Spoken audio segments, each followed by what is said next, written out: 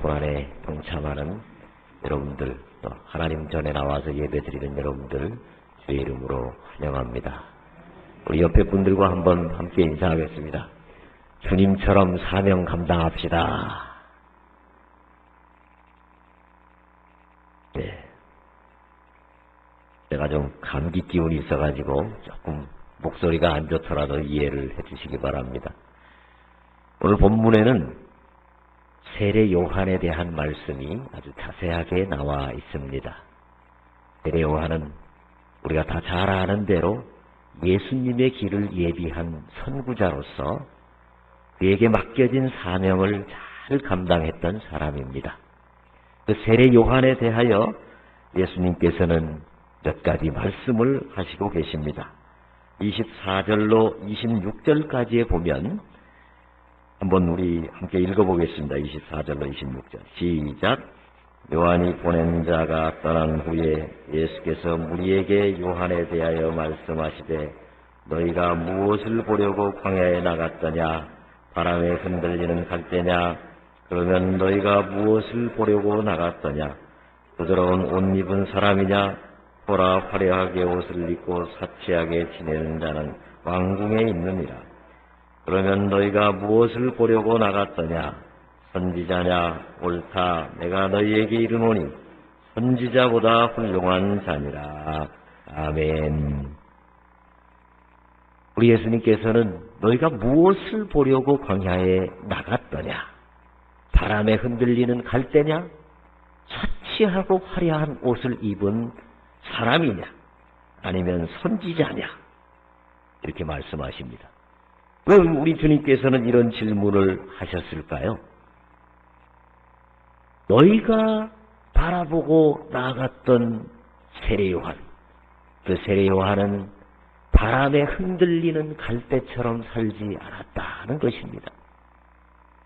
사실 인간적으로 생각하면 바람에 흔들리는 갈대처럼 사는 게 쉬울 수도 있습니다. 그저 바람 부는 대로, 물결 치는 대로, 세상 사람들이 다 가는 대로 편안하게 나의 안일만을 추구하며 사는 것이 편한 삶이 될 수도 있습니다. 세례 요한도 그런 삶을 살 수 있었습니다. 남들처럼 결혼해서 가정 꾸미고 그저 다른 제사장들처럼 편하게 살 수 있었습니다. 그럼에도 불구하고 그는 그 편한 길을 뒤로하고 하나님께서 주신 사명을 감당하기 위해서 그 어렵고 척박한 광야로 나가서 그의 삶을 살았던 것입니다. 세례 요한도 제사장의 아들이었기 때문에 제사장이 되어서 화려한 옷을 입고 명예와 권세를 가지고 큰 소리 치면서 살아갈 수도 있었습니다. 그럼에도 불구하고 그는 그 권세와 명예를 뒤로하고 하나님께서 주신 사명을 감당하다가 30세 정도의 짧은 인생을 살다가 주님 품에 안겼습니다. 세례 요한이 이처럼 멋있게 사명을 감당하다가 고귀한 삶을 살았기 때문에 우리 예수님은 그의 삶을 크게 칭찬해 주셨습니다. 28절 말씀 보니까 우리 주님은 이렇게 말씀하셨습니다. 우리 한번 같이 읽어보겠습니다. 시작. 너희에게 말하노니 여자가 낳은 자 중에 요한보다 큰 자가 없도다. 그러나 하나님의 나라에서는 극히 작은 자라도 그보다 크니라 하시니. 아멘. 여자가 낳은 자 중에 이 세상의 모든 사람은 다 여자가 낳지 않습니까? 그리고 이 세상 그 어느 누구보다 위대한 삶을 산 사람이 바로 세례 요한이다. 이렇게 칭찬해 주신 것입니다. 그런데 그 다음 절에는 뭐라고 말씀하십니까? 그러나 하나님의 나라에서는 극히 작은 자라도 그보다 크니라. 세례 요한이 크다는 겁니까? 작다는 겁니까? 성가대 한번 말씀해 보십시오. 예수님이 왜 이렇게 헷갈리게 말씀을 하시는 겁니까? 여자가 낳은 자 중에 이보다 큰 자가 없다. 그렇게 말씀하시고 그 뒤에는 또 극히 작은 자라도 그보다 크니라. 이 말씀의 뜻을 이해하기 위해서는 오늘 본문의 마태복음 병행 구절인 마태복음 11장을 살펴보게 되면 거기 13절에 그런 말씀이 있습니다. 모든 선지자와 율법이 예언한 것은 요한까지니라고 말씀합니다. 이 선지자와 율법이라고 하는 것은 구약 성경의 다른 표현입니다. 선지자와 율법, 그러면 그것이 바로 구약 성경이죠. 구약 성경이 예언한 것은 요한까지라고 말씀하고 있습니다. 다시 말하면 요한은 구약 시대를 마감하는 마지막 인물이고 예수님이 오신 신약 시대를 연결해주는 그런 인물이었다는 것입니다. 세례 요한 이후의 사람들은 예수님 때문에 이제 은혜의 시대에 살고 있는 것입니다. 세례 요한은 구약의 율법 시대에 살았다면 이제 세례 요한 이후의 사람들은 예수님의 은혜로 말미암아 은혜의 시대에 살면서 참으로 복된 시대에 살면서 예수님의 은혜로 천국에 들어간다라는 것입니다. 그렇기 때문에 세례 요한처럼 자신에게 주어진 사명을 충실하게 사는 사람은 세례 요한보다 훨씬 더 위대한 생을 살 수 있다라는 말씀을 의미하고 있습니다. 그리고 이제 은혜의 시대에는 더 이상 이 세상에 살던 어떤 지위나 명예나 돈이나 그런 것들이 우리의 천국을 결정하지 않는다라는 것입니다. 비록 이 세상에 살 때 세상적인 지위가 낮고 비록 이 세상에 살 때 세상적으로 돈이 없고 남에게 무시를 당하는 삶을 산 사람이라 할지라도 예수님의 은혜로 사명을 자기에게 맡겨진 사명을 열심히 감당했다면 그는 세례 요한보다도 더 고귀한 삶이 된다는 것입니다. 천국 가서 세례 요한보다도 더 인정을 받게 될 수 있다는 것입니다. 이 세상에 어떤 삶을 살았든지 간에 자기에게 맡겨진 사명에 충실한 사람이었다면 누구든지 하늘나라에 가서 인정받고 칭찬받고 참으로 고귀한 인생이 된다라는 말씀입니다. 그렇기 때문에 하나님의 사람들은 이 세상에서 어떤 위치에 있다 할지라도 결코 낙심하거나 좌절하지 않습니다. 이 세상의 사람들 보면 얼마나 대단한 사람들이 많습니까? 얼마나 돈 많은 사람이 많습니까? 얼마나 인기 좋은 사람이 많습니까? 그런 사람들 앞에 갈 때 우리는 기가 죽고 좌절하기가 쉽습니다. 경상도 말로 약호가 팍 쳤기가 쉽습니다. 근데 우리 주님 말씀하십니다. 너희가 어떤 위치에 있든지 너희에게 주어진 사명을 열심히 감당하면 너희의 삶은 하나님께서 인정하시는 고귀한 삶이 된다. 할렐루야. 이 말씀 붙들고 사명 감당하시는 여러분 되시기를 축원합니다. 우리 주님은 31절로 33절에 말씀하십니다. 우리 한번 같이 읽어보겠습니다. 시작. 이 세대의 사람을 무엇으로 비유할까? 무엇과 같은가? 이와건대 아이들이 장터에 앉아 서로 불러 이르되 우리가 너희를 향하여 피리를 불어도 너희가 춤추지 않고 우리가 곡하여도 너희가 울지 아니하였다 함과 같도다. 세례 요한이 와서 떡도 먹지 아니하며 포도주도 마시지 아니하며 너희 말이 귀신이 들렸다 하더니 아멘. 이 아이들은 보통 어른들의 흉내를 내면서 놀이를 합니다.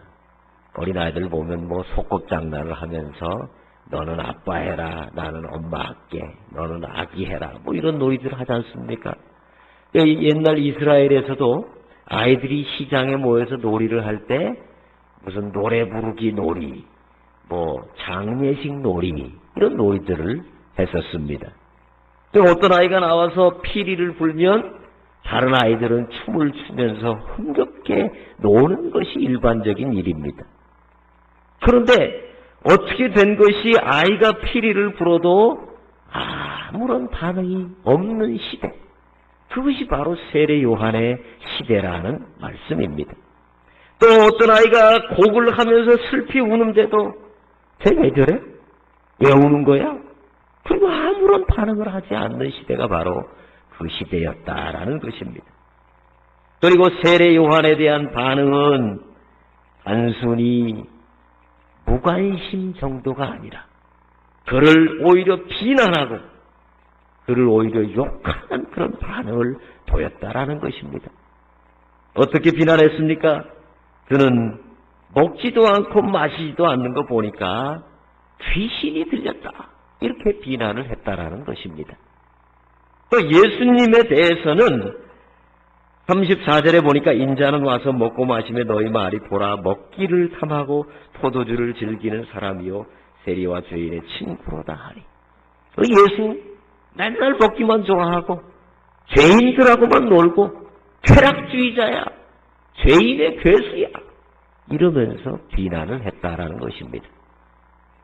안 먹으면 안 먹는다고 비난하고 먹으면 먹는다고 비난하고 그것이 세상 사람들이더라라는 것입니다.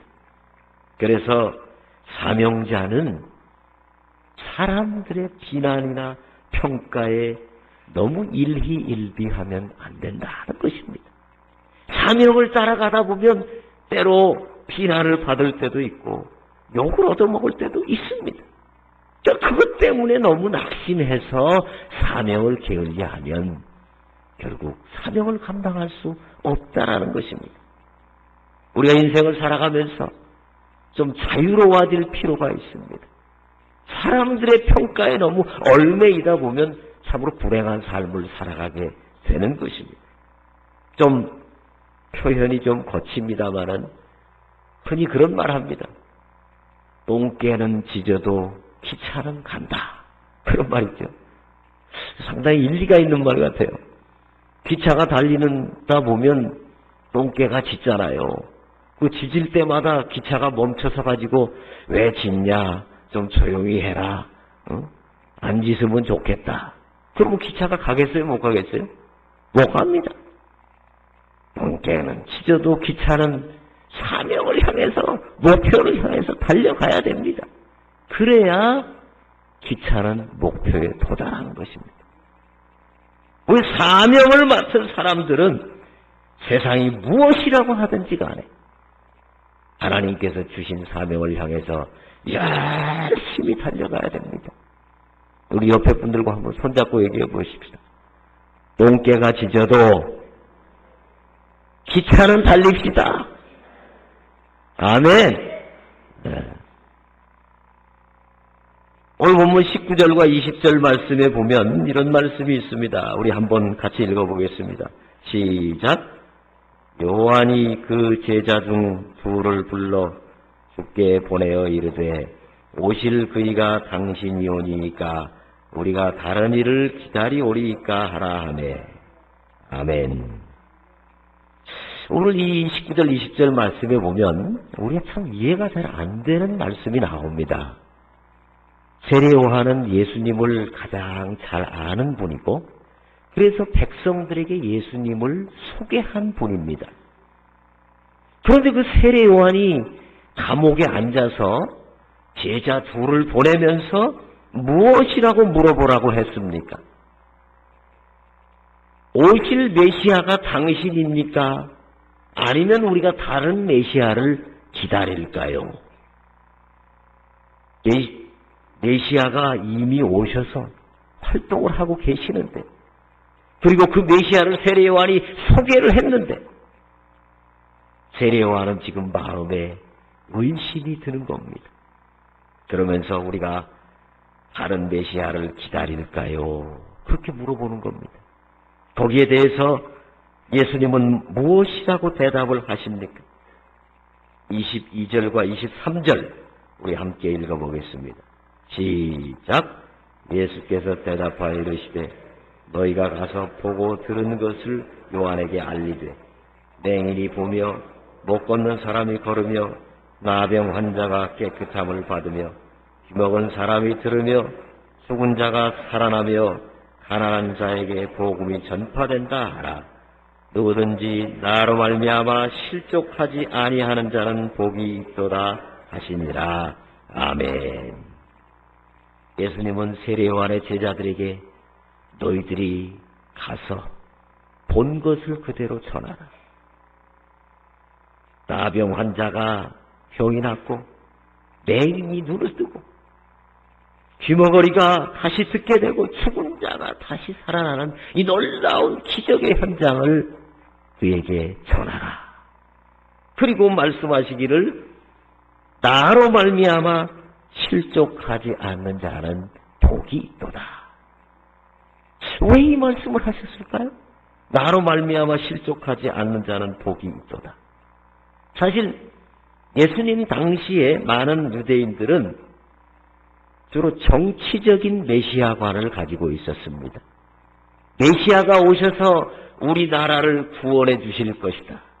로마의 통치하에 있는 우리 이스라엘을 해방시키시고 우리 이스라엘을 다윗 왕 때처럼 완전히 부강한 나라, 전 세계에서 가장 강한 나라로 만들어줄 것이다. 그런 정치적인 메시아관을 가지고 있었습니다. 그리고 세례요한도 일정 부분 그런 정치적인 메시아관을 가지고 있었습니다. 그렇기 때문에 세례요한은 감옥에 앉아서 항상 기다렸습니다. 이제나 저제나 예수님이 정치적인 독립운동을 일으키셔서 이스라엘을 해방시키시고 자기를 감옥에서부터 구원해 내실까, 그런 기대를 하고 있었습니다. 그런데 아무리 기다려도 예수님은 나타나시지 않았던 것입니다. 그래서 세례요한이 제자들을 보낼 때 기다리던 답변은 무엇이었겠습니까? 요한아, 조금만 기다려라. 4월 첫 주 토요일 아침 10시에 거사를 일으킬 것이다. 그날 내가 헤롯 왕의 목을 따고 그리고 너의 감옥으로 들어가서 너를 해방시켜 줄 거니까 조금만 기다려라. 그런 답변을 기다렸을지 모릅니다. 그런데 예수님으로부터 온 답변은 맹인이 눈뜨고 귀머거리가 다시 듣게 되고 죽은 자가 살아나고, 물론 그런 기적도 기대하지만 세례요한은 아마도 정치적인 메시아를 기대했을지 모릅니다. 그러니까 세례요한이 예수님의 답변을 듣고 실망했을지 모르죠. 그러니까 예수님이 뭐라고 말씀하십니까? 나로 말미암아 실족하지 아니하는 자는 복이 있도다. 네가 기대하는 답변, 네가 기대하는 어떤 일, 그리고 네가 원하는 방향으로 답변이 되어지지 않는다 할지라도 낙심하지 마라. 사명자는 사명을 감당해 가다가 때로 우리가 원하는 바대로 이루어지지 않을 때도 있습니다. 우리가 생각하는 것과 반대 방향으로 결과가 나타날 때도 있습니다. 그런데도 불구하고 하나님을 믿고 끝까지 나아가는 사람, 그 사람이 바로 사명자의 길인 것입니다. 오늘 본문 맨 마지막 절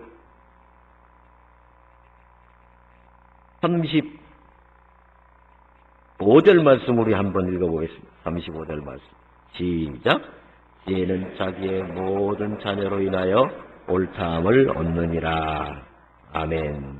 이 말씀이 조금 이해하기가 어려운데 공동번역 성경을 보면 이렇게 나와 있습니다. 우리 주보 맨 앞면에 한번 보십시다. 그러나 하나님의 지혜가 옳다는 것은 지혜를 받아들인 모든 사람에게서 나타난다. 아멘. 하나님의 지혜는 결국 옳다는 것입니다. 그것을 받아들인 사람에게서는 항상 하나님의 지혜가 옳다는 것이 나타난다는 것입니다. 지금 당장만을 생각하면 하나님의 지혜가 옳지 않은 것처럼 보입니다. 미련한 것처럼 보일 수 있습니다. 지금 당장만을 생각하면 그게 아닌 것처럼 보일 수 있지만 결국 지나고 보면 하나님의 말씀은 다 지혜요. 그 말씀을 따른 사람은 다 복된 인생을 산다는 말씀입니다. 그렇기 때문에 사명자는 어떤 상황 가운데서라도 자신에게 주어진 사명을 끝까지 감당하게 되는 것입니다. 기독교 선교 역사에 보면 아주 중요한 선교사님이 계십니다. 바로 윌리엄 캐리라고 하는 선교사인데 영국 선교사로서 인도에 가서 선교를 40년 동안 감당한 선교사입니다. 이 선교사가 처음에 영국에서 인도로 선교를 가려고 할 때 많은 사람들이 그의 선교를 반대했습니다. 그리고 비난했습니다. 심지어 그의 아버지조차도 강력하게 반대하고 비난했습니다. 그의 부인 사모님 도로시 사모님은 절대로 자기는 안 따라간다고 말했습니다. 왜냐하면 그 당시에 영국에서 인도까지 가려면 적어도 한 3개월 이상 배를 타야 되는데 배를 타고 가다가 질병에 걸려서 죽는 사람도 많고 배를 타고 가다가 배가 뒤집혀서 죽는 사람도 많고 또 잘 갔다 할지라도 그곳에 도착해서 갖가지 풍토병에 걸려서 죽는 사람들이 참으로 많았습니다. 그래서 그 사모님은 나는 절대 못 가. 칼나무 당신 혼자. 나는 절대 못 가. BJR. BJR이 뭐라고 했죠? 배째라. 응? 갈라면 당신 혼자 가든지 나는 못 간다. 응? 사모님은 절대로 안 따라갔습니다. 그런데 윌리엄 캐리 선교사님은 기도하고 사모님을 설득하고 또 기도하고 설득하고 기다리고 그래가지고 결국은 그 사모님이 마음을 돌이켜서 함께 가기로 했습니다. 그의 자녀들과 함께 1793년에 드디어 오랜 세월을 배를 타고 인도 땅에 도착을 했습니다. 그런데 인도 땅에 도착해가지고 2달 만에 이질 설사가 나가지고 온 식구들이 거의 죽을 지경에 이르렀었습니다. 또 안타까운 것은 2년이 되던 해에 5살 난 아들 피터가 열병에 걸려서 그만 주님 품으로 먼저 갔습니다. 그리고 7년 후에는 그의 사랑하는 아내 도로시 사모님이 그만 먼저 주님 품에 안겼습니다. 그리고 또 몇 년 후에 그의 장남 펠릭스가 세상을 떠나고 말았습니다. 또 윌리엄 캐리 선교사님은 그의 사랑하는 가족들을 많이 잃었습니다. 아마 보통 사람 같으면 많이 실망하고 낙담하고 짐을 싸서 고국으로 돌아갔을지도 모릅니다. 그리고 하나님을 원망했을지도 모릅니다.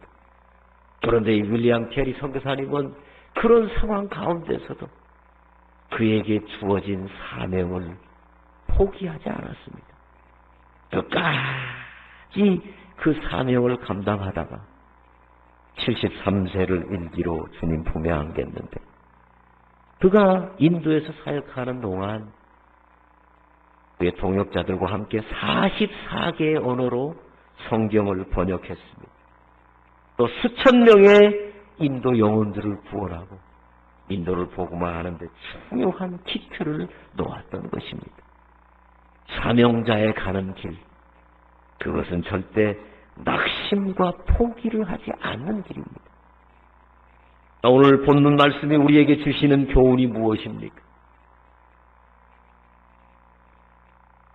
하나님께서 주신 사명을 깨닫고 그것을 잘 감당하는 것이 참으로 존귀한 인생이라는 것입니다.